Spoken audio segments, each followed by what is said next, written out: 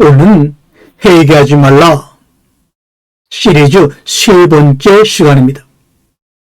마태복음 4장 10절에 회개하라 천국이 왔느니라 라는 본문입니다. 그런 목사님, 왜 회개하지 말라 하십니까? 네, 맞습니다. 회개란 말은 한문으로 말하면 후회하고 뉘친 겁니다. 그러니까 제가 말한 회개하지 말라는 말은 후회하고 뉘치 말라는 말입니다. 돌이켜서 천국이 오고 있는 것이 아니라 천국이 이미 우리 가운데 왔으니 그 천국을 보라는 겁니다. 이 1000년 동안 마틴 루터가 종교개혁하기 1000년 동안 1516년도까지는 오직 기독교에서는 라틴어 성경, 불가타 성경만 존재했습니다. 다른 성경은 존재할 수가 없었습니다. 그래서 회개하라는 말이 라틴어 성경으로 보게 되면 파이니텐티암 아기테, 참회하라로 번역이 되었죠. 근데 이 원래 파이니텐티암의 원래 원어 성경은 헬라어 성경에는 이 말을 메타노이아라고 번역되어 있고, 이 메타노이아로 성경이 기록되기 전에 우리 예수님이 하신 말은 투부 아람어였죠.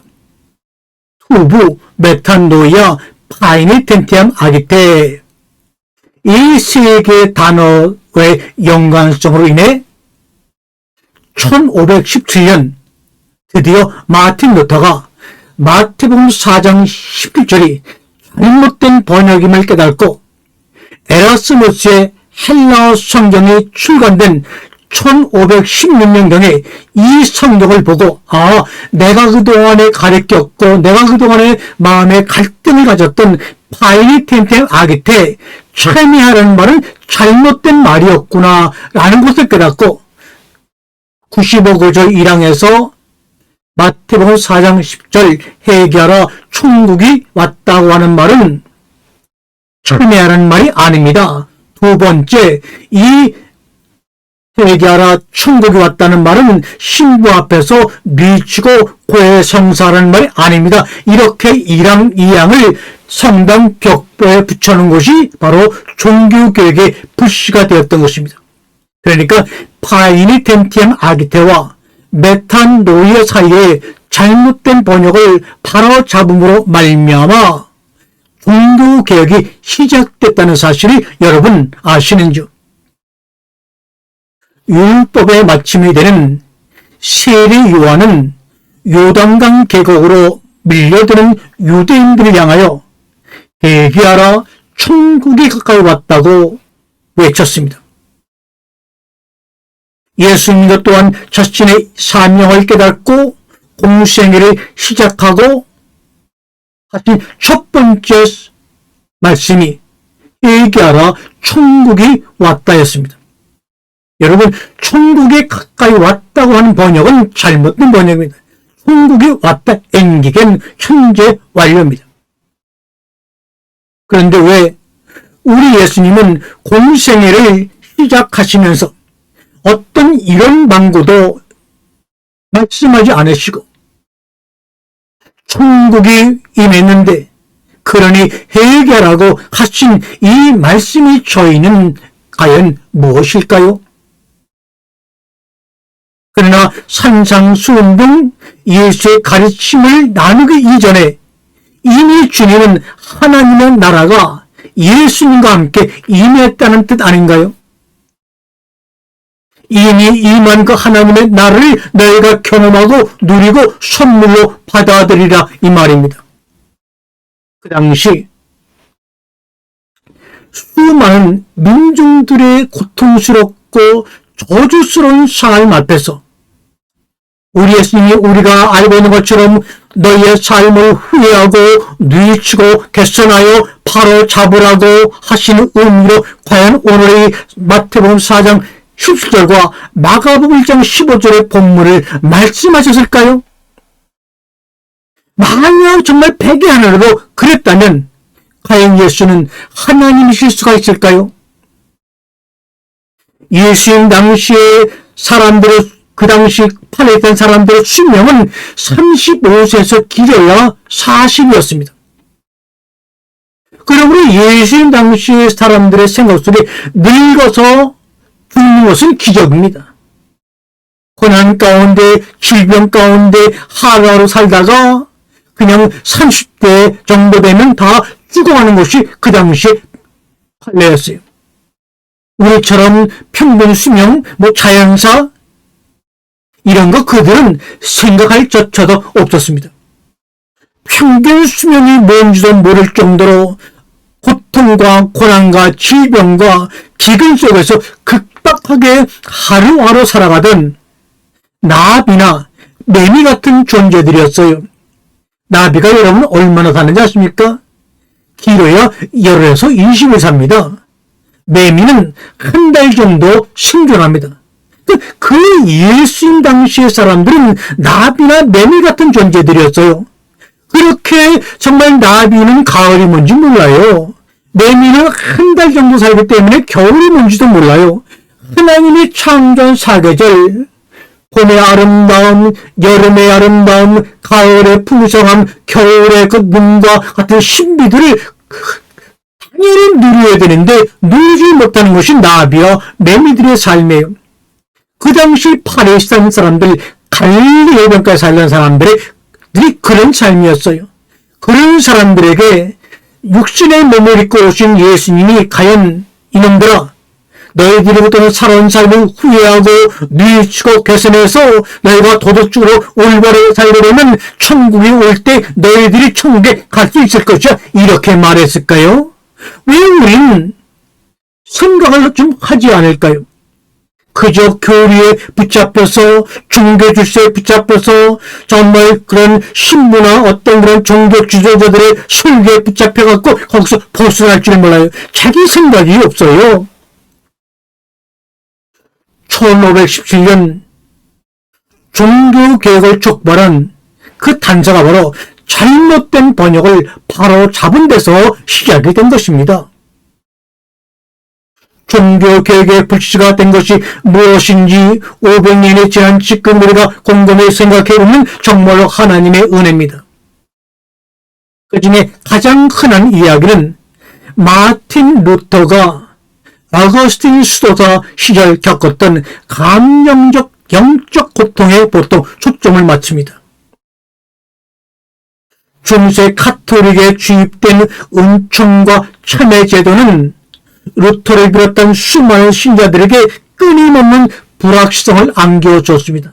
날마다 참회해야 되는가, 날마다 뉘우쳐야 되는가, 천국이 언제 올지 모르는데 내가 하는 참회와 뉘우침은 온전한 것인가, 늘 불안했고 늘 마음의 두려움을 갖고 있었습니다.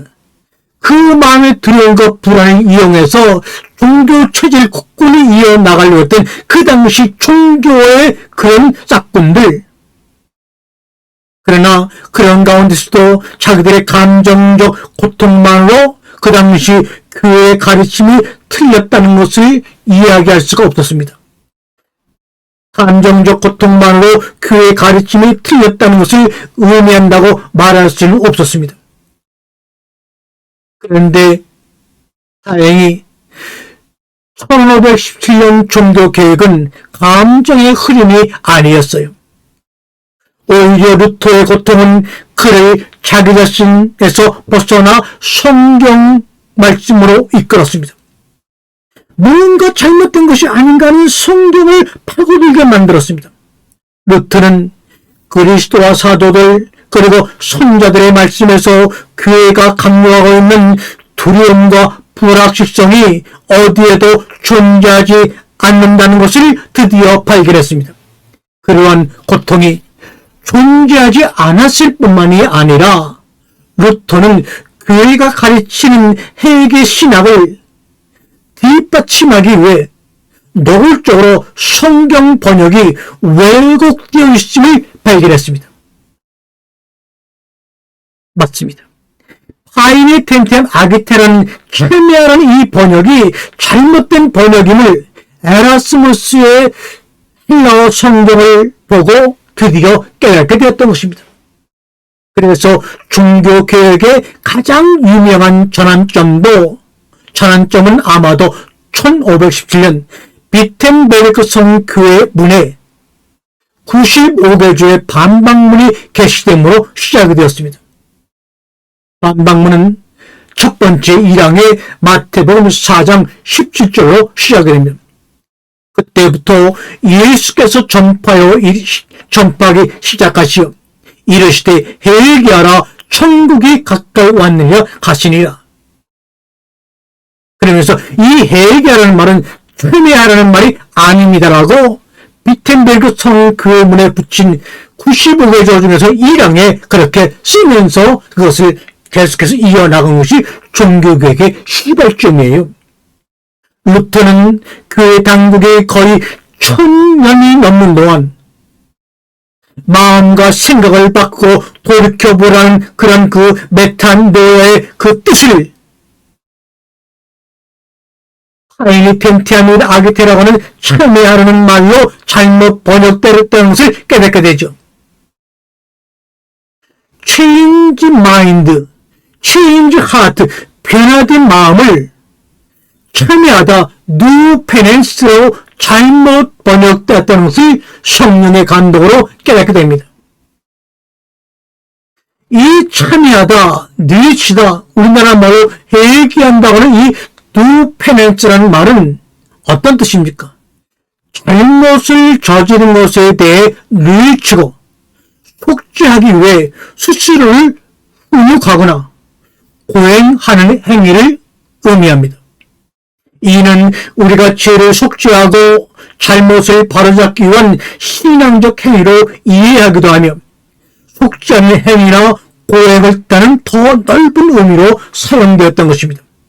여러분, do penance, 이 P-E-N, pen이라는 말은 무슨 말입니까? 후회하다는 말입니다.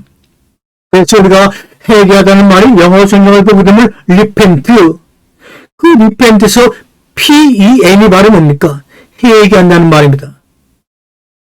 펜의 어근이 뭡니까? 고통, 벌, 뉘치가 관련이 있는 것이 바로 P-E-N, P라는 영어 단어입니다. 페넨스, 참회, 회개, 속죄, 벌하다 이런 뜻입니다. 페니텐트, 죄를 뉘치는 참회하는 사람의 뜻으로 영어가 쓰이죠. 파이니텐티알, 참회, 속죄, 파이니텐티암, 참회하는, 고해 성사는 이런 뜻으로 잘못 번역되어서 1000년이 넘도록 그렇게 성도들에게 가르침을 주입했습니다. 왜요? 그 당시의 성도들은 라틴을 읽으신 사람들이 거의 없었기 때문에 성경을 본 적도 없어요. 그러므로 당연히 신부들이 저렇게 말하니 당연히 맞는 말이겠지 하고 묻지도 않고 따지지도 않고 1000년이 넘도록 그렇게 기독교라는 미명 아래 그렇게 하나님의 마음을 우려했던 것이에요. 그러니 얼마나 잘못된 교리가 사람들을 잘못된 길을 인도하고 하나님으로부터 멀어지게 하는지 말이죠. 우리 회개하다는 말은 어느 성경을 보든지 리펜트라고 번역되어 있어요. 이 리펜트는 리라는 단어는 뭡니까? 리, 다시 하다, 백, 어기한 뜻이고 페는 후회하는 뜻입니다. 이 다시 하다는 말과 후회하다는 말이 결합되어서 리펜트, 다시 후회하다는 말이 회개하다는 말의 영어 성경 번역입니다. 리펜트, 회개하라, 유감으로 생각하다, 회개하다라는 뜻으로 영어 성경도 다 그렇게 보급이 되어 있어요. 그러니 여기서 이 성도들이 누구도 그런 일을 얘기하지 않았기 때문에 당연히 이 회개하라 천국이 왔다는 말은 뉘치고 개선하고 우리가 그렇게 살아야 되는가 보다. 그래서 우리가 뉘침이 온전하게 되고 회개가 온전하게 되면 하나님의 나라가 언젠가 내 속에 이루어지거나 아니면 죽어서 천국에 가겠구나 이렇게 우리는 생각을 했던 것입니다. 그러나 이 문제의 그리스도 단어 메타노이아는 신약 성서에서 흔히 사용되는 용어로 마음의 변화, 생각의 변화를 의미하는 것이지 참여하고 뉘치는 것이 아닙니다. 여러분 아시잖아요. 메타, 상승, 초월 또는 변화를 의미하고 노야는 마음, 생각 또는 지각을 의미하는 합성어죠. 그런데 제롬의 라틴어 성경은 메타노야를 파이니텐티암 아기테로 첨예하다, 신부 앞에서 고해성사다라고 번역을 했습니다. 이 말은 무슨 말이냐? 참에 신부 앞에서 회개한다는 말은 죄에 대한 형벌이나 속죄 행위로 가르쳐졌으며, 회개는 고백하고 면죄부를 통해 성취되어야 할 무언가로 변질되어서 성도들에게 가르쳤고 그렇게 믿게끔 강요했습니다. 그런데 그러한 잘못된 번역을 깨닫고 루터는 95페이지의 반박문의 두 번째 질문에서 이를 직접적으로 잘못되었다고 반박합니다. 뭐라고 말했습니까? 이 단어 회개하라고 하는 이 메타노에는 성직자가 집전하는 고해성사, 즉 고백과 보석을 뜻하는 것으로 이해하면 안 됩니다라고 성당문 앞에 붙여놨던 거예요. 그러나 루터만이 이 오류를 잘못된 번역을 인식한 것은 아니었습니다. 에라스무스는 신약성경 라틴어 번역에서 파이니텐티암 아기테를 레시피시테로 수정했습니다. 이 파이니텐티암 아기테 참여하는 말은 이건 잘못된 번역이야 하고 에라스무스가 헬라어 성경을 편집해서 1516년에 출간하면서 뭐라고 이 파이니텐티암 아기테를 바꿨냐? 레시피시테 라는 말로 번역을 했어요. 이 레시피시테라는 말은 무슨 말이냐? 한번 따라해 보실래요? 정신을 차리다, 정신 차리라, 마음을 바꾸다라는 의미입니다. 그러니까 참회하고 누이치란 말이 아니고 정신을 차려서 마음을 바꾸어서 너희가 돌이켜보게 되면 너희 가운데 하나님의 나라가 이미 와 있는 것을 보게 될 거야 라는 뜻이라고 에라스무스는 이야기했습니다. 그리고 루터는 95개조 반박문에서 이러한 오역이 잘못된 번역이 인간이 만든 법을 추가함으로써 예수 그리스도의 속죄를 훼손하는 완전한 참회 제도를 인공적으로 만들어냈으며, 이로 인해 그리스도인들의 마음에 불필요한 죄책감과 불안감이 심어지고 교황의 권력과 신부의 권력이 강화되었다고 루터는 주장했습니다. 여러분, 마음을 바꾸는 것과 정신을 차리는 것과 고행하고 참여하고 고백성사하는 것 사이에는 엄청난 차이가 있습니다. 그 근본적인 차이는 뭐냐? 내적인 변화와 외적 행동 사이에 존재합니다. 라틴어 동사 아기테는 뭡니까? 아고라는 말이 아고입니다. 아고는 뭡니까? 무엇인가를 움직이게 한다는 말입니다. 무엇인가를 움직이게 하다. 그러니까 파이니텐티암 아기테는 뭡니까? 참여하도록 사람을 자꾸 움직이게 한다는 것을 의미합니다. 여기서 영어 단어 아기타테가 나왔습니다. 아기타테가 뭡니까? 불안하게 하다, 동요하게 하다, 순종하다 이런 말입니다. 그러니까 파이니텐티암 아기타라고 라틴어 성경이 이 마태복음 4장 17절을 번역하면서 사람들이 자꾸 동요하게 만들고 순종하게 만들었다는 것을 의미합니다. 여러분, 파이니텐티암 아기테는 본질적으로 고해성사를 행하라 또는 노골적으로 너의 죄를 속죄하라는 명령을 내리는 의미가 있습니다. 이는 인간이 율법의 요구, 즉 하나님의 율법과 교황과 사제들의 추가적인 요구를 충족시킬 수 있는 능력을 가지고 있다는 전자에서 이 말이 필요하죠. 이와 대조적으로 예수님이 말씀하신 아람어로 투부 헬라어로 메타노야는 단순히 외적인 행동, 도덕적이고 윤리적인 행동에 관한 단어가 아닙니다. 마음과 생각 그리고 우리 의지의 완전한 내적 체인지, 변화를 의미합니다. 주님이 마태복음 4장 10절과 마가복음 1장 15절에서 말씀하신 우리말로 번역된 회개라는 번역은 단순히 처벌받는 일을 완수하는 것이 아니라 죄와 죽음 그리고 자아에서 그리스도로 온전히 변화되는 것을 의미합니다. 천국의 주인은 바로 예수 그리스도입니다. 그 예수 그리스도가 너희 앞에 있으니 그분께로 돌아오라.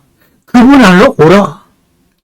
그 안에 들어왔을 때 너희가 어떤 사람들인지 깨닫게 될 것이다. 그 깨달음의 함성을 선물로 너희가 받아라. 이 선물을 가지고 너희가 세상으로 나가 외쳐라. 이 말이죠. 그렇다면 인간의 마음을 바꿀 수 있는, 인간의 생각을 바꿀 수 있는 능력은 과연 누구에게 있을까요? 여러분, 진정한 회개는 단지 징벌적인 의무를 완수하는 것이 아니라 죄와 죽음, 자아로부터 그리스도를 향해 완전히 돌이키고 변화하는 것입니다. 성경은 누가복음 1장에서 세 가지 비유를 통해 회개는 회복이라고 하는 것은 우리의 일이 아니라 하나님의 일이라고 분명히 말씀하고 있어요. 회개하라, 메타노이아, 투부, 이 말씀은 이제 내가 내일을 행하겠다는 말씀입니다. 밭속에 감추인 천국을 너희로 하여금 발견하여 값을 치르고 누리게 하겠다 맞습니다. 아니 목사님, 이 마태복음 4장 17절 회개하라 천국이 왔다고 하는 이 문장은 분명히 회개하라고 하는 2인칭 명령어인데 어떻게 그렇게 말씀하시나요? 우리에게 지금 명령하고 계시는 건 아닙니까? 그러나 여러분, 예수님 당시 헬라어에 무슨 문법이 존재했겠습니까? 예수님은 지금 아랍을 향해서 가난하고 처지고 배우지 못한 사람들에게 투부 하고 회개라고 말씀하는데 거기에 명령이니 뭐니 그건 말씀을 하는 자와 듣는 자 사이에 1대1로만이 알아들 수 있는 감정의 흐름이지, 우리가 말하는 것처럼 명령하거나 이렇게 알아들 사람이 누가 있겠습니까? 이 말씀을 번역한 번역가의 신앙 고백일 뿐입니다. 그렇다면 여러분, 이 말씀이 어떤 신앙 고백으로 와 닿는지요? 에스겔 11장 19절에 보니까 내가 그들에게 한 마음을 주고 새 영을 그 속에 두고 돌 같은 마음을 그 몸에서 제거하고 살처럼 부드러운 마음을 주리라. 이게 바로 주님이 내가 너희를 대신해서 회개한다고 하는 하나님의 일입니다. 다시 한번 에스겔 11장 19절 읽어볼까요? 나는 너희들의 마음을 바꾸어 새 마음이 일어나도록 해주리라. 내가 너희들의 몸에서 돌같이 굳은 마음을 없애고 살같이 부드러운 마음을 주겠다. 이것이 뭡니까? 천국이 왔으니 회개하라는 말인데 이것은 우리를 향한 말씀이 아니라 내가 그렇게 새 일을 행하겠다고 하는 그 말입니다. 또한 에레미야 24장 7절에 보게 되면 이를 뒷받침하며 내가 그들에게 내가 여호와인 줄을 아는 마음을 주고 그들은 내 백성이 되고 나는 그들의 하나님이 되리니 이는 그들이 온 마음으로 투부, 슈부, 메타노이아 내게로 돌아올 것이니라. 다시 한번 번역을 지적을 해봅니다. 이제는 나를 깨달아 알 수 있는 마음을 내가 직접 그들에게 주겠으며 내가 온 세상의 주인이라는 것을 깨닫는 마음도 주겠다. 그러면 온전한 마음과 행동으로 내게 돌아와서 그들은 나의 백성이 되고 나는 그들의 하나님이 될 것이다. 나를 온전히 깨달아 알 수 있는 마음을 내가 그들에게 직접 주겠다. 이것이 뭡니까? 회개하는 말이에요. 그들의 온전한 마음 행동으로 내게 돌아와서 투부, 메탄노이아, 이것이 바로 회개하는 온전한 뜻이에요. 시편 51편 10절에 하나님이여 내 속에 정한 마음을 창조하시고 내 속에 정직한 영을 새롭게 하소서, 새롭게 하소서. 이것이 바로 메타노이아 회개라는 말입니다. 이것을 좀 더 쉬운 번역으로 제가 번역해 보겠습니다. 이 몸이 기뻐 어쩔 줄 몰라 펄펄 뛸 그 소리를 듣게 하소서. 비록 주께서 이 몸을 꺾으시고 뼈 부러뜨리셨어도 또다시 이 몸이 기뻐하게 하소서. 아멘. 여기 보니까 이 몸이 어쩔 줄 몰라 펄펄 뛸 그 소리를 듣게 하소서. 이 말이 뭡니까? 천국이 왔으니 너희의 마음을 바꿔서 이 몸이 기뻐서 펄펄 뛸 그 소리를 선물로 받게 하소서. 나의 삶건 내 몸을 부러뜨리는 고통을 주셨어도 이 몸이 기뻐하게 하소서. 이것이 바로 마태복음 4장 11절의 원래 의무입니다. 사랑하는 여러분, 하나님께서는 믿음의 창조와 위기를 통해 이 마음을 전달하시는데, 이는 다시 말해 사람의 일이 아니요 내가 하는 일이 회개하는 일이 아니라 성령의 선물입니다. 이것이 바로 믿음이란 뜻인 피스티스, 하나님의 은총을 선물로 받는 것이 바로 피스티스, 믿음이란 단어인데, 우리의 한글로 믿음이라고 번역해 놓으니 그 뜻을 제대로 알기 어려웠어요. 로마서 10장 10절에는 그러므로 믿음은 들음에서 나며 들음은 그리스도의 말씀으로 말미암았느니라고 말합니다. 이것을 좀 더 쉬운 번역으로 제가 말씀드리면, 믿음은 이 그리스도에 대한 복음의 귀를 기울이는 데서부터 시작되는 것입니다. 로마 10장 18절에 그런데 유대인들은 어떻습니까? 그들은 하나님의 말씀을 듣지 못했던가요? 아닙니다. 하나님의 말씀은 그들이 있는 곳이면 어디에서나 다 이르렀으면 복음은 땅끝까지 전해졌기 때문에 핑계댈 수가 없는 겁니다. 에베소 1장 13절과 14절엔 이렇게 말합니다. 그 안에서 너희도 진리의 말씀 곧 너희 구원의 복음을 듣고 그를 믿어 약속의 성령으로 인지심을 받았으니 이는 우리 기업의 보증에 되어 그 기업을 얻어 그 영광으로 찬송하게 하려 하심이라고 말합니다. 좀 더 쉽게 번역을 해드리면 그리스도께서 구원의 성읍을 이루어 놓으셨기 때문에 여러분은 구원을 얻는 복음을 듣고 그리스도를 믿게 되었으면 그리스도의 사람이라는 표로 하나님께서는 여러분이 약속하신 성령을 주셨습니다. 이 성령은 이미 오래전에 우리 모든 그리스도인들에게 오시기로 약속된 분입니다.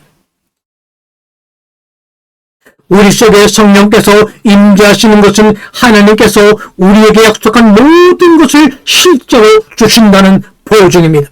그리고 우리에게 인쳐주신 성령의 이는 하나님께서 이미 우리의 값을 치르고 사서 하나님의 것으로 만드셨음을 보증하는 것입니다. 이것이 바로 영광스러운 하나님을 찬양하는 또 하나의 이유입니다. 고린도서 1장 21절에 또 우리에게 인쳐주시고 보증으로 우리 마음에 성령을 주셨느니라. 여러분과 오래 충성스러운 그리스도인으로 만들고 또 오래 사도로 임명하여 복음을 전하게 하신 분이 바로 이 하나님이십니다 라고 말합니다. 회개의 변화는 주님으로부터 완전하게 이루어지지만 회개의 능력은 인간의 것이 아니라 하나님의 것입니다. 회개하라 파이네텐템 아게테라는 명령은 인간이 스스로 속죄의 일을 할 수 없는 능력을 가지고 있다는 전제에서 번역한 잘못된 번역입니다. 더군다나 회개하라의 2인칭 명령으로 묶어놓는 바람에 더욱더 오역이 되고 말았어요. 우리가 뒤에 누가복음 15장의 세 가지 비유를 해석함으로 말미암아 회개가 무엇인지 제대로 여러분에게 설명했지만 누가복음 15장 비유에 나오는 세 개의 비유를 보게 되면 잊어버린 한 마리의 양과 잊어버린 드라크마 비유에서 회개라는 말이 두 번이나 반복해서 나오는데 여기서 회개의 주체는 인간이 아니라 하나님이심을 분명히 말씀하고 있습니다. 그리고 앞에 두 개의 비유는 마지막 탕자의 비유로서 완성이 되는 것을 알 수가 있죠. 우리 주님의 오심의 목적을 간단하면서 정확하게 우리에게 말씀해주고 계시는 비유가 바로 누가복음 15장의 세 가지 비유입니다. 사랑하는 성도 여러분, 성경은 회개가 하나님의 요구이자 하나님의 선물이라고 가르칩니다. 즉 그분께서 허락하시고 이루시는 선물이며 우리가 내리는 결정이 아니라 우리가 받는 것이라고 분명히 말씀하고 있습니다. 바로 이 마태복음 4장 11절 이 문장의 잘못된 번역으로 말미암아 우리는 어려움을 겪었습니다. 종교교회의 핵심 교리적 분열은 어디에서 왔습니까?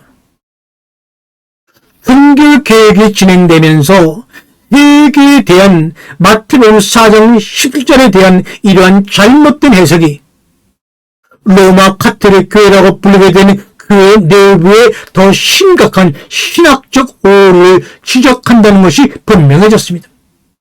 회개를 허락하시는 하나님의 능력과 참여하려는 인간의 노력 사이에 죄, 은혜, 그리고 의지와 같은 근본적인 교리와 연결되어 있습니다. 죄의 총체성은 인간이 죄에 속박되어 스스로 자유로울 수 없음을 의미합니다. 그러나 은혜는 참회를 촉진하기 위한 주입된 힘이 아니라 오히려 하나님의 값없이 주시는 은혜요 은총입니다. 인간 의지의 속박은 인간의 의지가 죄에 속되어 하나님께 향할 수 없지만 오직 우리 하나님만이 우리를 회복시키고 해신시키고 붙들어 주실 수 있는 능력을 가지고 있음을 천명하고 가르치고 있습니다. 참회제도는 이러한 성경적인 진리를 억압했고 왜곡했으며 궁극적으로 그리스도의 죽음과 부활이 죄를 위해 단번에 이루어진 속죄제사이며 믿는 모든 자에게 구원의 능력심을 흐리게 만들었습니다. 종교개혁에서 복음의 부흥을 촉발한 것은 바로 이 사소해 보이는 번역의 오류, 이 사소해 보이는 문법적인 구별, 즉 메타노야와 파이네텐티안 아익테 사이의 구분이었습니다. 루테의 발견은 성경의 선포, 즉 회개는 하나님의 일이지 우리의 일이 아니란 사실을 회복한 데서 비롯되었습니다. 그리고 이를 통해 그리스도 안에서 죄의 값없는 용서가 다시 한번 분명하게 전파되었습니다. 그럼에도 루터는 어거스틴 이후 교회의 교리로 확정된 원죄 교리만은 계속 확정하고 인정하는 모순된 반응을 보였다는 것입니다. 그 이유를 알 수 없으나 한 가지 분명한 사실은 인간의 연약함과 인간은 누구나 완벽할 수 없다는 사실을 우리에게 깨닫게 해주는 사건입니다. 아멘.